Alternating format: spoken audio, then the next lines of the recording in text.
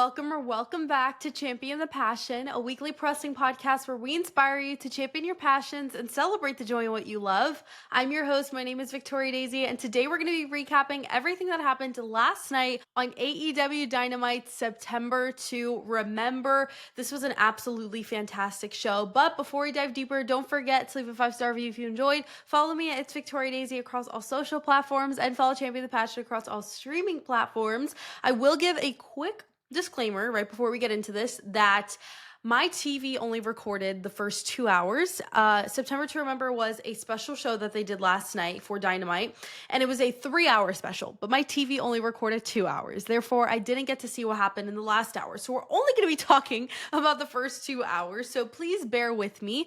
But let's dive right into the opening segment. It was a contract signing for the AEW World Championship match where Hangman Adam Page will be defending his title against the TNT champion Kyle Fletcher. So both Hangman and Kyle came out to sign their contracts, but before they did, of course, they went back and forth about how they're going to bury each other on Saturday, and Hangman said that he wants this match because he sees Kyle's potential. Hangman added stipulations to this match that we had just found out about last night that honestly changes the game. And it basically states that if anyone from the Don Callis family or Don Callis himself gets involved in this match, then Kyle Fletcher will immediately be disqualified and stripped of the TNT championship. And Kyle Fletcher and Don Callis did not like that at first, but then Kyle responded and said that he is not scared of anything and he won't back down from any challenge. He then said that he is the best wrestler to ever step foot in an AEW ring, to which Hangman responded and talked about this being all he's ever worked towards, right? And he's not giving it up for anything. Then Kyle said that he will leave Hangman bloody and unable to function after Saturday. So then they signed the contracts and they left. And I really have to say, I really enjoy this contract signing. Now, obviously, there was more that happened that I didn't cover just because I kind of get the cliff notes, right, of what's important to know. But I definitely do think that this got me super hyped for their match on Saturday, especially considering the new stipulations added, which I think is a really big deal. It kind of reminds me of his match at, was it All In? No, it wasn't All In. What was the last pay-per-view? Forbidden Door? Yes, it was Forbidden Door when he fought MJF with the whole contract thing. So it kind of gives me similar vibes, but I'm still really, really excited for the match. But speaking of matches, let's talk about the first match of the night. We had Jon Moxley versus Roderick Strong. Now this was a crazy match, if I'm being honest. I mean, both men were absolutely obliterating each other. And I almost wanted this to be like a no DQ match or Extreme Rules or anything goes or literally no holds barred, anything that could require a weapon, because I truly felt that this match was at that level, and that could have just brought it a little higher, if that makes sense.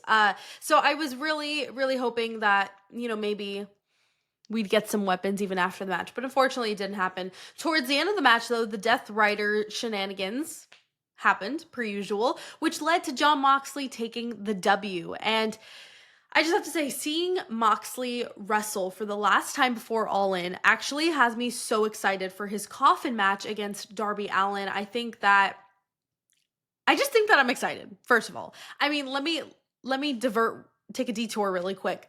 I just think I'm so excited for Saturday. I mean, we are less than 48 hours away from All Out and WrestlePalooza, back-to-back premium live events and pay-per-views. I think it's going to be absolutely insanity.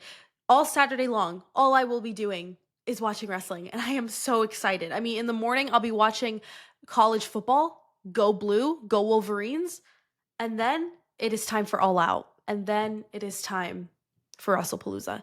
And I'm super excited. I mean, it's going to be so good. And while we're on the topic of AEW, I mean, All Out is just going to be amazing. Every single match I am super excited for. And stick around because tomorrow we will be talking more and more about that. I will be having 2 bonus podcast episodes coming out tomorrow. One will be previewing and predicting the card for All Out and the other for WrestlePalooza. So we will get more into everything happening on Saturday, but just back to what I was saying before I start going on a tangent about how excited I am for WrestlePalooza and for All Out, seeing Moxley wrestle one more time, just getting a refresh on how much of an icon he is, it just gets me even more hyped for this coffin match, might I add, with Darby. So let me get on to the next match before I continue rambling. But the next match was Toa Liona versus Bobby Lashley. Now, this match was wild. So we had Ricochet and the other guy from GOA and the Hurt Syndicate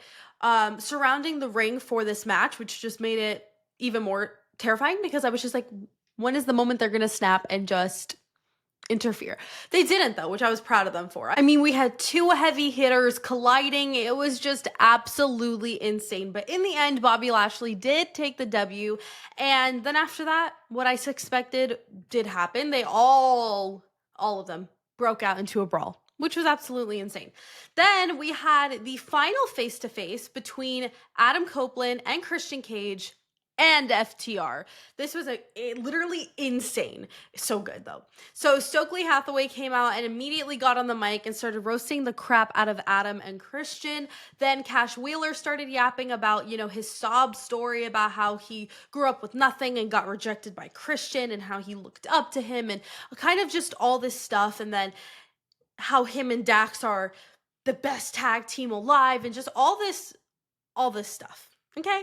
Then he said that 6 years ago, they helped Adam and Christian get their careers back, but on Saturday, they're going to take it away from them. To which Dax got on the mic and started listing all the people that they've beaten and all the titles they've won across 7 different companies. And then Cope got on the mic and explained that in Cash's lowest moments, he was there. But he will continue to never be anything. And I thought that was a really good line. He then said that the reason they are never going to get anywhere and never going to get to where they want to be is because the fans, don't want them there, which honestly, I kind of agree. Then Christian closed out the segment by getting on the mic to remind everyone who the hell they are. And then they broke out into a brawl. I mean, come on.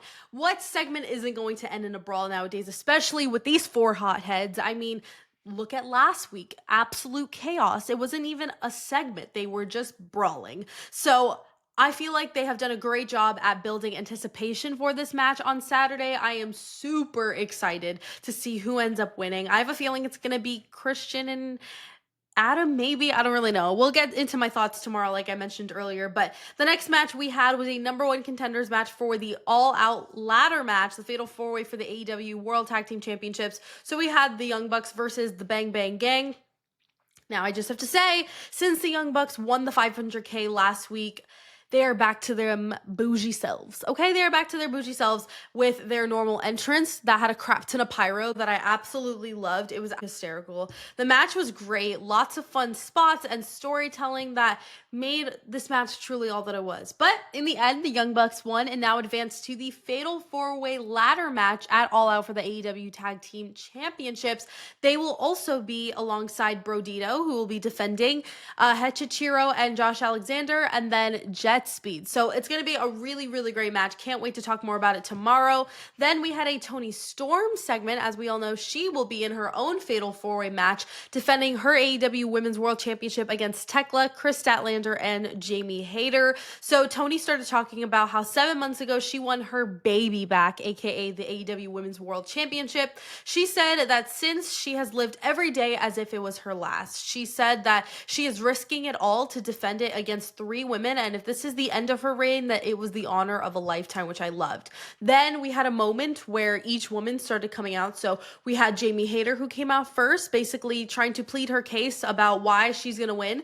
Then Chris Statler came out to do the same, and then Tekla came out, and it was a lot of chaos, but it transitioned into the next match, which was a no holds barred match. It was Tekla versus Queen Aminata. Now this match was really, really fun. I loved that weapons were involved. I thought that they utilized them, I can't even speak today, that they utilized them really well.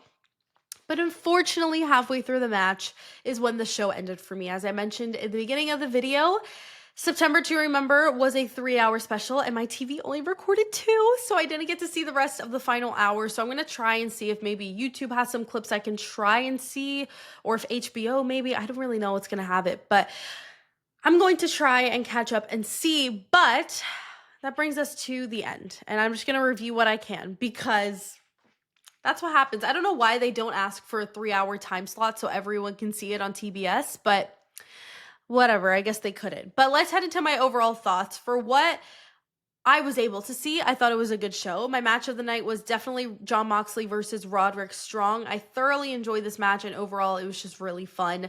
My segment of the night was the contract signing between Hangman Adam Page and Kyle Fletcher. I mean, each of their promos were so good and got me so hyped for their match on Saturday. Overall, for the first 2 hours that I saw, I rated a 7.5 out of 10. I definitely do think if I saw the last hour, I'd probably bump it up to an 8 or 8.5, but I can't guarantee since I have no clue what happened. But remember that tomorrow I will be dropping 2 bonus episodes where I will be previewing and predicting the cards for AEW All Out and WWE's WrestlePalooza. Each will have their own separate episode. We're going to go through the card, talk about my predictions, talk about possibilities of what could possibly happen. And then Saturday is game day. Not game day, but show day, if you will. We got all the juice, all the tea, all the fights. It's going to be so good. But until then, thank you guys so much for watching and listening to this episode of Champion the Passion.